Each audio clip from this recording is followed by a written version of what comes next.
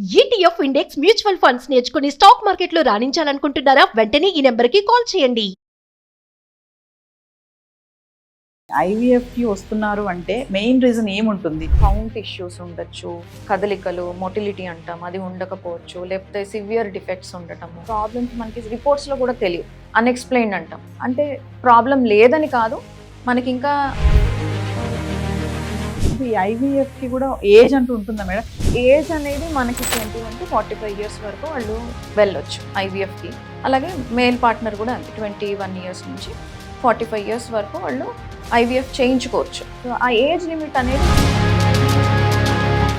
Egg freezing అన్నారు చూస్తారా madam, before marriage వెళ్తారా? దానికి ఇట్లా వెళ్ళే వాళ్ళు ఉన్నారా? ఎగ్స్ తొందరగా అయిపోతాయి, లేదు ఓవరీస్ తీసేసేయాలి, క్యాన్సర్ పేషెంట్స్, లేదు కీమోథెరపీయో రేడియేషనో ఇట్లాంటి ట్రీట్మెంట్స్ అండర్గో అవ్వాలి అని అనుకున్నప్పుడు ఇవన్నీ అయినప్పుడు వాళ్ళ ఎగ్స్ డ్యామేజ్ అయిపోతాయి. సో ఆ ట్రీట్మెంట్స్కి వెళ్ళక ముందే మనం ఎగ్స్ని తీసి ఫ్రీజ్ చేసి తర్వాత ఫర్దర్ ట్రీట్మెంట్స్కి వెళ్తాం అనమాట. పిల్లలు పుట్టకపోవడం, ఐవీఎఫ్కి వెళ్ళడం, అక్కడ కూడా సక్సెస్ రేట్ చూడకపోవడం, అంటే ఇవన్నిటికీ కూడా మళ్ళీ లేట్గా పెళ్లి చేసుకోవడమే కారణమా? పిల్లల్ని కనాలి అనే డెసిషన్ తీసుకునేసరికి ఇప్పుడు ఈ మధ్య కాలంలో ఆల్మోస్ట్ 32 years దాటిపోయాకే వస్తున్నారు. సో దానివల్ల ఇంపాక్ట్ ఖచ్చితంగా ఉంటుంది. ఆడవాళ్ళకి ఉన్న రీప్రొడక్టివ్ సిస్టమ్, మగవాళ్ళ రీప్రొడక్టివ్ సిస్టమ్ చాలా డిఫరెంట్. మగవాళ్ళకి ఏంటంటే ఆడవాళ్ళకి మన పుట్టుకతోటే ఇన్ని ఎగ్స్ అని చెప్పి ఒక certain number, fixed number of ఎగ్స్తో పుడతారు. ఇంకా అక్కడి నుంచి ఎగ్స్ చనిపోతూనే ఉంటాయి. మెచ్యూర్ అయిన దగ్గర అక్కడి నుంచి మేడం నమస్తే మేడం, ఇప్పుడు లేట్గా మ్యారేజ్ చేసుకోవడం, పిల్లలు పుట్టకపోవడం, నెక్స్ట్ ఐవీఎఫ్కి వెళ్ళడం, అక్కడ కూడా సక్సెస్ రేట్ చూడకపోవడం, అంటే ఇవన్నిటికీ కూడా మళ్ళీ లేట్గా పెళ్లి చేసుకోవడమే కారణమా? అంటే ఇది వరకు మ్యారేజెస్ అనేవి అరౌండ్ 25 years, 20 to 25, 26 years కల్లా అయిపోయేవి. ఇప్పుడు అది ఆల్మోస్ట్ 30 దాటిపోతుంది. ఫస్ట్ ఆఫ్ ఆల్ మనం ఆలోచిస్తే ఎందుకు ఇలా జరుగుతుంది, లేట్ మ్యారేజెస్ అనేది ఎందుకు? ఇప్పుడు కొంతమంది అయితే అసలు మ్యారేజ్ చేసుకోవాలా అన్ని డౌట్లో ఉన్నారు. మ్యారేజ్ చేసుకున్న తర్వాత పిల్లల్ని కనాలా వద్దా అనే డైలమాలోనూ ఉన్నారు. వాళ్ళు ఆ డైలమా నుంచి బయటకి వచ్చి మ్యారేజ్ చేసుకొని తర్వాత మళ్ళీ పార్ట్నర్ తోటి కంపాటబిలిటీ ఉంటుందా లేదా చెక్ చేసుకొని పిల్లల్ని కనాలి అనే డెసిషన్ తీసుకునేసరికి ఇప్పుడు ఈ మధ్య కాలంలో ఆల్మోస్ట్ 32 years దాటిపోయాకే వస్తున్నారు చాలా మటుకు. సో దానివల్ల ఇంపాక్ట్ ఖచ్చితంగా ఉంటుంది. ఇదంతా జరగడానికి మెయిన్ రీజన్ ఏంటి అని అంటే ఇప్పుడు అందరూ కూడా ఫైనాన్షియల్ స్టెబిలిటీ కోరుకుంటున్నారు. ఇది వరకులో లాగా హస్బెండ్ సంపాదించటం, వైఫ్ ఇంట్లో ఉండి ఫ్యామిలీని చూసుకోవటం అనే సిస్టమే పోయింది. అది పోవడానికి కూడా ఒక రకంగా సొసైటీ అండ్ అందులో ఉండే ఇష్యూస్ కారణం. ఇంట్లో ఉండి ఫ్యామిలీని చూసుకునే వాళ్ళంటే అలుసు అయిపోవటం, వాళ్ళని ఇన్సల్ట్ చేయటము, తక్కువగా చూడటము, అందరికి లోకు అయిపోవటము, కన్న పిల్లలకి కూడా లోకు అయిపోవటము, ఇన్లాస్కి లోకు అయిపోవటం, ఇవన్నిటి నుంచి ఈ ప్రాబ్లం నుంచి బయటకి రావాలి అన్న ఉద్దేశంతో ఆడవాళ్ళు చదువుకోవటం, బయట వర్క్ చేయటం, ఫైనాన్షియల్గా ఇండిపెండెంట్ అవ్విన తర్వాత ఒక సెల్ఫ్ రెస్పెక్ట్ అనేది వచ్చిన తర్వాత మ్యారేజ్ చేసుకోవడం ఆలోచిస్తున్నారు. ఇవన్నీ యాడ్ అయ్యేసరికి మ్యారేజ్ లేట్ అయిపోతుంది, చైల్డ్ బర్త్ అనేది కూడా లేట్ అయిపోతుంది. ఇందులో ఈ ప్రాసెస్ లో ఒక ప్రాబ్లం నుంచి తప్పించుకోవాలి అని అనుకుని ఇంకో ప్రాబ్లం లో ఇరుక్కుతున్నారు. ఆల్మోస్ట్ ఇది సోషల్ నార్మ్స్ క్రియేట్ చేసిన ప్రాబ్లం అయితే ఇప్పుడు ఫేస్ చేస్తున్న ప్రాబ్లమ్ బై నేచర్ వచ్చే ప్రాబ్లం. ఆడవాళ్ళకి ఉన్న రీప్రొడక్టివ్ సిస్టమ్, మగవాళ్ళ రీప్రొడక్టివ్ సిస్టమ్ చాలా డిఫరెంట్. సో మగవాళ్ళకి ఏంటంటే ఆల్మోస్ట్ 70-75 years వరకు, ఆ తర్వాత కూడా స్పర్మ్స్ ప్రొడ్యూస్ అవుతూనే ఉంటాయి. రోజుకి కొన్ని మిలియన్స్ ఆఫ్ స్పర్మ్స్ ప్రొడ్యూస్ అవుతూ ఉంటాయి, రిలీజ్ అవుతూ ఉంటాయి, కొత్త కొత్త స్పర్మ్స్ పుట్టుకొస్తూ ఉంటాయి. వాళ్ళ టెస్టిస్లో ఎటువంటి ప్రాబ్లం లేనంత వరకు. మ్యాక్సిమం ఏదన్నా అయితే ఒక 45 years దాటిన తర్వాత స్పర్మ్ క్వాలిటీలో ఎఫెక్ట్ పడుతుంది. సో మగవాళ్ళకి అది అంటే కొద్దో గొప్ప మంచి లైఫ్ స్టైల్ ఫాలో అయ్యి బ్యాడ్ హ్యాబిట్స్ లేకుండా మెయింటైన్ చేసిన వాళ్ళకి ఇలా ఉండొచ్చు. ఆడవాళ్ళకి అలా కాదు. ఎంత మంచి లైఫ్ స్టైల్ ఫాలో అయినా, ఎంత పర్ఫెక్ట్ హెల్దీగా ఉన్నా, ఎటువంటి హెల్త్ ఇష్యూస్ లేకపోయినా by nature eggs every day చనిపోతూనే ఉంటాయి.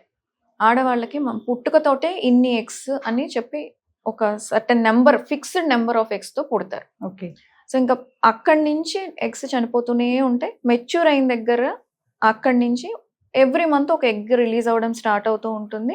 ఆ రిలీజ్ అవుతున్న ఎగ్స్ తోటి మళ్ళీ హండ్రెడ్స్ ఆఫ్ ఎగ్స్ చనిపోతూ ఉంటాయి. ఒక పర్టికులర్ పాయింట్లో ఎగ్స్ అన్నీ అయిపోతాయి. ఆ పాయింట్లో మెనోపాజ్ వస్తుంది. సో ఎవ్రీ ఇయర్ చూసుకుంటే 10% ఎగ్స్ పోతూ ఉంటాయి. ఒక బాస్కెట్, ఒక మార్బుల్స్ ఉన్న బాస్కెట్ ఇమాజిన్ చేసుకోండి. అందులోంచి మనం మార్బుల్స్ తీసేస్తూ ఉంటే ఒక పాయింట్ ఆఫ్ టైం ఎంటీ అయిపోతుంది. సో అది ఎంత స్పీడ్గా మనం ఆ మార్బుల్స్ తీస్తున్నాం అన్న దాన్ని బట్టి ఉంటుంది. కొంతమందికి 45-50 ఇయర్స్ వరకు కూడా మెనోపాజ్ వస్తుంది, ఎందుకంటే వాళ్ళకి అప్పటిదాకా ఎగ్స్ ఉంటాయి. కొంతమందికి 40 ఇయర్స్, ఈ మధ్య కాలంలో 40 ఇయర్స్కే మెనోపాజ్ వస్తుంది. సో దానివల్ల ఏంటంటే ఏజ్ పెరుగుతున్న కొద్దీ ఎగ్స్ నెంబరు తగ్గిపోతుంది, ఒకటి reason. Second reason egg quality కూడా. ఎందుకంటే మనం పుట్టినప్పుడే మనతో పాటే ఎగ్స్ పుడతాయి. సో మన బాడీలో ఎలాంటి మార్పులు వస్తాయో ఎగ్లో కూడా మార్పులు వస్తాయి. ఎస్పెషల్లీ ఎగ్లో ఉండే డిఎన్ఏలో మనం ఎక్స్పోజ్ అయిన పొల్యూషన్కి, మన హ్యాబిట్స్కి, మన హెల్త్ ఇష్యూస్, వీటన్నిటి వల్ల ఎగ్ డిఎన్ఏలో మార్పులు వచ్చి ఆ డిఎన్ఏ వీక్ అయిపోతుంది. సో వీక్ అయిపోవడం వల్ల ఎవ్రీ ఇయర్ కన్సీవ్ అయ్యే ఛాన్సెస్ తగ్గుతూ ఉంటుంది అనమాట. ఈ రెడ్యూస్ అవ్వడం అనేది 30 ఇయర్స్ తర్వాత నుంచి బాగా క్లియర్గా కనపడుతుంది. 32 నుంచి ఇంకా స్పీడప్ అవుతుంది. 35-37కి ఇంకా సివియర్ అవుతూ ఉంటుంది అనమాట. అందుకని మన ఇండియన్స్కి స్పెసిఫికల్లీ 35 ఇయర్స్ తర్వాత కన్సీవ్ అవ్వడం అనేది చాలా కష్టమైపోతుంది. ఎందుకంటే ఎగ్ కౌంట్ తగ్గడం ప్లస్ క్వాలిటీ తగ్గడం. సో దీనివల్ల మనకి కన్సీవ్ అవ్వడానికి ఛాన్సెస్ తగ్గడం వల్ల వాళ్ళు అప్రోచ్ అవ్వటం మమ్మల్ని, క్వాలిటీ క్వాంటిటీ తగ్గడం వల్ల ఐవీఎఫ్ ఫెయిల్యూర్స్ అవ్వటము, ఒక సైకిల్ ఫెయిల్ అయింది కాబట్టి మళ్ళీ రిపీట్ చేయాల్సి రావటము, ఒక్కొక్కసారి డోనర్స్కి కూడా వెళ్ళాల్సి వస్తుంది. వాళ్ళకి ఒక 2-3 సైకిల్స్ చేసాము, పెద్దగా అవుట్పుట్ రావట్లేదు అన్నప్పుడు ఇంకా ఎవరైనా 30 ఇయర్స్ కంటే తక్కువ ఉన్న వాళ్ళ ఎగ్స్ తీసుకొని ఆ ఎగ్ తోటి హస్బెండ్ స్పర్మ్ని కలిపి దాన్ని ఎంబ్రియో చేసి వైఫ్కి యూస్ చేయడం. జెనెటిక్ మెటీరియల్ వాళ్ళది ఉండదు, వేరే జెనెటిక్ మెటీరియల్ ఉంటుంది. సో ఇలాంటి సిచ్యువేషన్స్ ఇప్పుడు అనేది కొంచెం కామన్గా అయిపోయింది. సో ఇదన్నిటికీ మెయిన్ రీజన్ ఏంటి అని అంటే మన సొసైటీలో వచ్చిన చేంజెస్, నార్మ్స్లో వచ్చిన చేంజెస్, చదువుకోవడం, ఉద్యోగాలు చేయటం, లేట్ మ్యారేజ్, ఈ ప్రాసెస్ లో మళ్ళీ హెల్త్ నెగ్లెక్ట్ చేయటము, బ్యాడ్ హ్యాబిట్స్ అలవాటు అవ్వటము, దానివల్ల రావాల్సిన ఏజ్ కంటే ముందే బాడీలో చేంజెస్ వచ్చేయటము, స్ట్రెస్ ఒకటి ఎక్కువైపోయింది. 40 ఇయర్స్ లో రావాల్సిన ఇష్యూస్ అన్ని 35 ఇయర్స్కి 30 ఇయర్స్కే వచ్చేయటము, ఇవన్నీ కలిపి ఫర్టిలిటీ రేట్స్ అనేవి బాగా తగ్గిపోవడం, ఇవన్నీ కాంబినేషన్ ఆఫ్ మెనీ థింగ్స్ అనమాట. దానివల్ల ఇప్పుడు కొంచెం నెంబర్ ఆఫ్ కేసెస్ రావటం కూడా, ఫర్టిలిటీ ఇష్యూస్ రావటం కూడా బాగా ఎక్కువైంది. ఇది వరకు 1 out of 10 సఫర్ అయ్యేవాళ్ళు, అంటే 10 మంది కపుల్స్లో ఒకళ్ళకి ఇబ్బంది ఉండేది. ఇప్పుడు 5 to 6 out of 10, almost double కాదు, చాలా ఎక్కువైపోయింది. సో ఇవన్నీ మనం కొంచెం చూసుకొని, ఒకవేళ లేట్ మ్యారేజ్ చేసుకోవాలి అని అనుకునే ఆ ఉద్దేశంలో ఉంటే అట్లీస్ట్ ఒక 25 or 26 ఇయర్స్ నుంచి ఒక గైనకాలజిస్ట్ దగ్గరికి వెళ్ళి చెకప్ చేయించుకొని, లేట్గా మ్యారేజ్ చేసుకున్నా పర్వాలేదా, లేదా ఇంకేమన్నా ఆప్షన్స్ ఉన్నాయా అని డిస్కస్ చేసుకొని దాన్ని బట్టి ప్లాన్ చేసుకుంటే ఇవి కొంచెం అవాయిడ్ చేసుకోవచ్చు. ఒకవేళ వాళ్ళ ప్రొఫైల్ అంత బాగోలేదు అనుకున్నప్పుడు ఎయిదర్ మ్యారేజ్ అన్నా తొందరగా ప్లాన్ చేసుకోవాలి, పిల్లలు అదన్నా ప్లాన్ చేసుకోవాలి, లేదా అట్లీస్ట్ ఎగ్స్ ఫ్రీజ్ అన్నా చేసుకోవాలి. అంటే ఈ ఎగ్ ఫ్రీజింగ్ ఏమీ సైడ్ ఎఫెక్ట్స్ లేదు, 100% సక్సెస్ గ్యారంటీ అలా అని కాదు. కాకపోతే వాళ్ళకి ఇంకా వేరే ఆప్షన్ లేదు, ఖచ్చితంగా లేట్ అవుతుంది, పిల్లల్ని కండం ఇప్పట్లో పాసిబుల్ కాదు, ప్రొఫైల్ అంత ప్రామిసింగ్ గా లేదు అని అనుకున్నప్పుడు ఇది ఒక alternative, something like an insurance. So అందరికీ సూటబుల్ కాదు, కానీ పాసిబుల్ అయినప్పుడు మాత్రం ఈ ఆప్షన్ ని వాళ్ళు చూస్ చేసుకోవచ్చు. ఇది ఎగ్ ఫ్రీజింగ్ అన్నారు చూసారా మేడం, బిఫోర్ మ్యారేజ్ వెళ్తారా దానికి? అసలు ఉన్నారా? వెళ్తారు. అంటే ఇది ఇప్పుడు నేను చెప్పింది సోషల్ ఎగ్ ఫ్రీజింగ్, అంటే వాళ్ళ కెరీర్ కోసమో లేకపోతే ఇంకేదన్నా రీజన్ కోసం, మెడికల్ ప్రాబ్లం కాకుండా వాళ్ళు వేరే అదర్ రీజన్స్, ఫైనాన్షియల్ రీజన్స్ కోసం చేసుకునే ఎగ్ ఫ్రీజింగ్ ని సోషల్ ఎగ్ ఫ్రీజింగ్ అంటాం. ఇంకొక వేరే కైండ్ ఆఫ్ ఎగ్ ఫ్రీజింగ్ ఉంది, హెల్త్ ప్రాబ్లమ్స్ ఉన్నప్పుడు. అంటే వాళ్ళకి ఎగ్స్ తొందరగా అయిపోతాయి, లేదు ఓవరీస్ తీసేసేయాలి, లైక్ క్యాన్సర్ పేషెంట్స్ అనో, లేదో కీమోథెరపీయో రేడియేషనో ఇట్లాంటి ట్రీట్మెంట్స్ అండర్గో అవ్వాలి అని అనుకున్నప్పుడు, ఇవన్నీ అయినప్పుడు వాళ్ళ ఎగ్స్ డ్యామేజ్ అయిపోతాయి. సో ఆ ట్రీట్మెంట్స్కి వెళ్ళక ముందే మనం ఎగ్స్ ని తీసి ఫ్రీజ్ చేసి తర్వాత ఫర్దర్ ట్రీట్మెంట్స్కి వెళ్తాం అనమాట. ఎస్. సో అవి యూజువల్ గా యంగర్ వాళ్ళకే చేస్తూ ఉంటారు. ఒక్కొక్కసారి 12-13 ఇయర్స్ పిల్లలకు కూడా చేస్తాం. సో అది మెడికల్ కండిషన్స్ ఉన్న వాళ్ళకి అది చేస్తాం. ఇది సోషల్ ఎగ్ ఫ్రీజింగ్ అంటే వాళ్ళు కెరీర్ ప్లానింగ్ కోసం లేకపోతే సూటబుల్ పార్ట్నర్ ఇంకా దొరకలేదు అని అనుకున్నప్పుడు ఇది సోషల్ ఎగ్ ఫ్రీజింగ్ అనమాట. సో 2 రకాలుగా మనం యూస్ చేసుకోవచ్చు. ఇది మెడికల్ ఇష్యూస్ డిమాండ్ చేస్తాయి కాబట్టి ఇది చేస్తాము. ఇది వాళ్ళ పర్సనల్ చాయిస్. ఇది కంపల్సరీ చేయించుకోవాలని ఏం లేదు. వాళ్ళ ఫైనాన్సెస్ వాళ్ళ సిచ్యువేషన్ అది చూసుకొని if they can effort for it అంటే దీనికి పెట్టడం వల్ల వాళ్ళ ఫైనాన్షియల్ బర్డన్ కాదు, మేము మేనేజ్ చేసుకోగలము అని అనుకున్నప్పుడు this is a good option. ఒక ఫైనల్ ఒకటి చెప్పండి, IVF కి వస్తున్నారు అంటే మెయిన్ రీజన్ ఏముంటుంది అసలు? దానికి కూడా చాలా రీజన్స్ ఉంటాయి.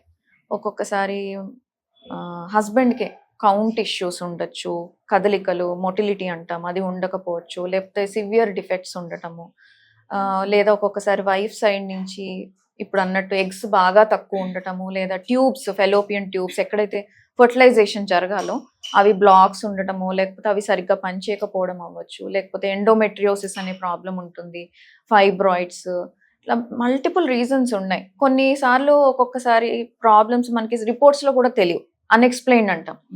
అంటే ప్రాబ్లం లేదని కాదు, మనకి ఇంకా టెక్నాలజీ రాలేదు ఎక్కడ ప్రాబ్లం ఉంది అని పిన్ పాయింట్ చేయడానికి.